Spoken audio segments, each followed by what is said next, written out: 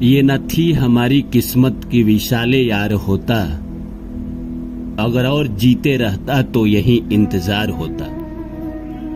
जी हाँ दोस्तों, गालिब के इस लाइन को समझिए जरा कि ये न थी हमारी किस्मत की विशाले यार होता, अगर और जीते रहता तो यही इंतजार होता। हम इस प्रकृति को जो देते हैं, प्रकृति हमें वही वापस करती है, कुछ अलग वापस नहीं करती है।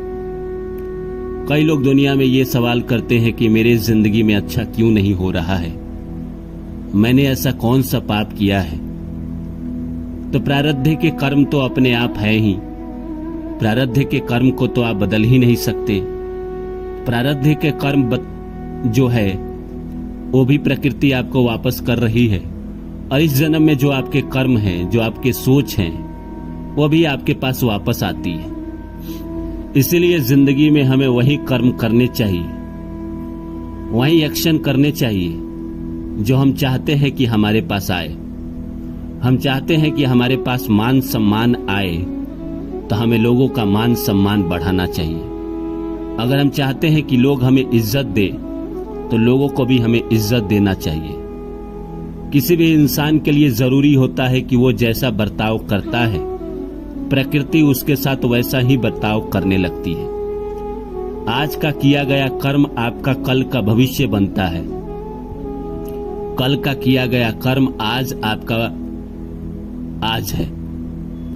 आज जो भविष्य बना है आपका, आज जिस स्थिति में आप हैं, वो कल के किए गए कर्म, कल के किए गए मेहनत के बदौलत आप यहाँ हैं। आज जो कर्म आप करेंगे, आज जो एफर्ट आप डालेंगे, आज जो आप मेहनत करेंगे, यही आपका भविष्य बनेगा। कुछ अलग नहीं होने वाला है आपकी जिंदगी में। रही बात प्रारब्ध के कर्म ऐसे हैं कि जो आपको भोगने ही होंगे।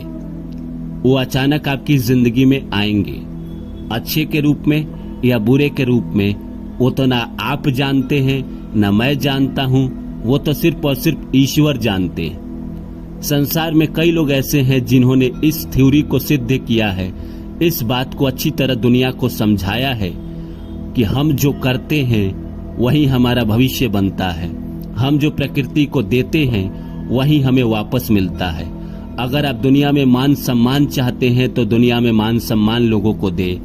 प्यार चाहते हैं तो प्यार दुनिया को बांटे। पैसा चाहते हैं तो पैसा बांटे।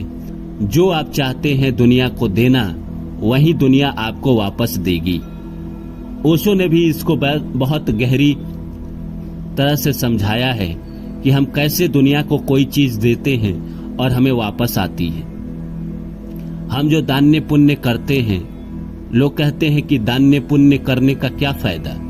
हम जो जिंदगी में दान्य पुण्य करते हैं, किसी जन्म में अगर हमने दान्य पुण्य किया होता है, तो इस जन्म में जिसकी लॉटरी लग जाती है, जो शेयर बाजार से अचानक बहुत पैसा कमा लेते हैं, जो बहुत पैसे वाले बन जाते हैं, अरबपति बन जाते हैं, उनके पास वैसे पैसे आते हैं जिनमें उनका कोई योगदान नहीं, वो अपने आप लोग देकर चले जाते हैं। ये वही पैसे होते हैं जो उसने प्रारब्ध में या किसी जन्म में लोगों को दान दिए होते हैं, लोगों के लिए किया होता है। इस जन्म में जो आपके पैसे लेकर भाग गए, वो मान के चलिए कि किसी जन्म में उस इंसान का अधूरा था, इसीलिए वो आपका पैसा लेकर भाग गया। इस जन्म में जिसने आपका दिल तोड़ दिया, जिसने आपको रुलाया, यकीन मानिए दोस्तों, किसी न किसी जन्म में आपने उसका दिल तोड़ा था, आपने उसको रुलाया था। अभी एक घटना बहुत प्रचलित है यूपी की कि एक इंसान ने अपने पत्नी को एसडीएम बनाया पढ़ा लिखा कर, और उसके बाद पत्नी ने धोखा दे दिया, किसी और के साथ अफेयर कर लिया। मैं कहता हूँ कि हो सकता है कि इस इंसान का कर्मा अपने पत्नी के लिए उतने ही दिनों का था, किसी जन्म में उस लड़की ने इसके लिए किया होगा, और इस जन्म में उसके लिए करना पड़ा। जब उसके कर्म पूरे हो गए, उसने किसी और के साथ अपनी जिंदगी जोड़ ली।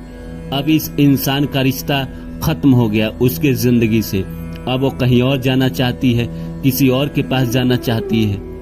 कई ऐसे कर्म होते हैं जो प्रारब्ध से आते हैं, हमें पता नहीं चलता है। लेकिन इस जिंदगी में हम जो कर्म, जो एफर्ट डालेंगे, हमें कहीं ना कहीं एक ना एक दिन हमें वापस वो जरूर मिलेगा।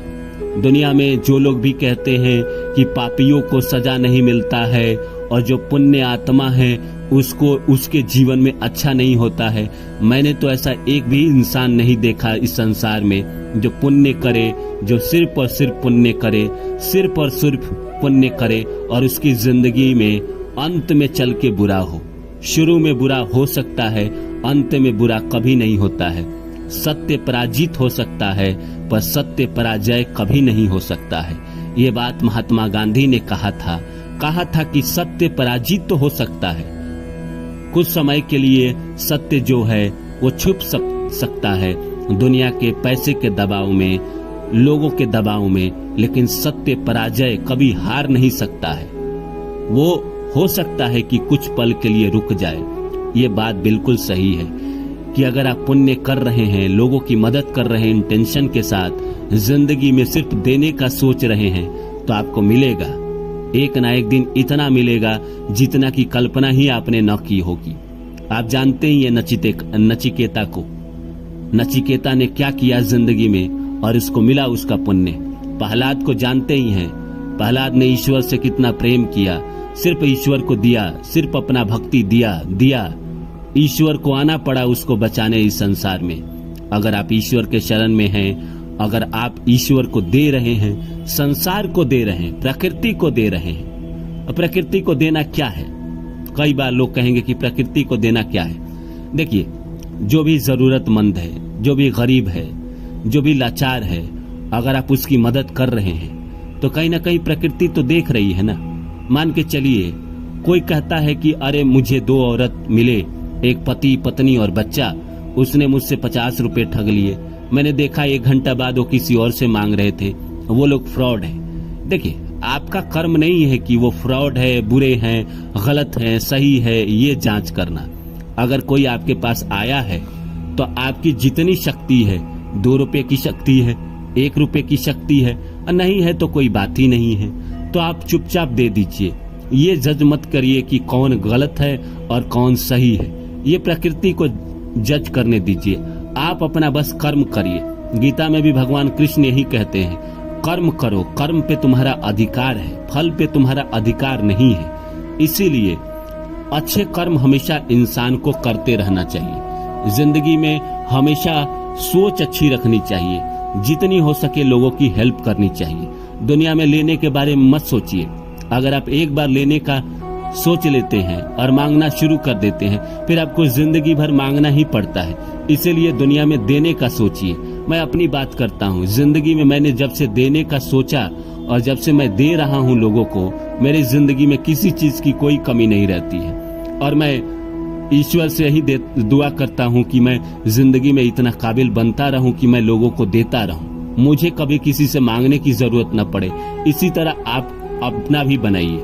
हो सकता है इस जीवन में आपने लोगों को दिया, प्रकृति को दिया, जो चीज भी दिया। अगर आप एक पेड़ लगा सकते हैं, पेड़ लगाइए। अगर पानी बचा सकते हैं, पानी बचाइए। जो कर सकते हैं, अन्य बर्बाद नहीं कर सकते हैं।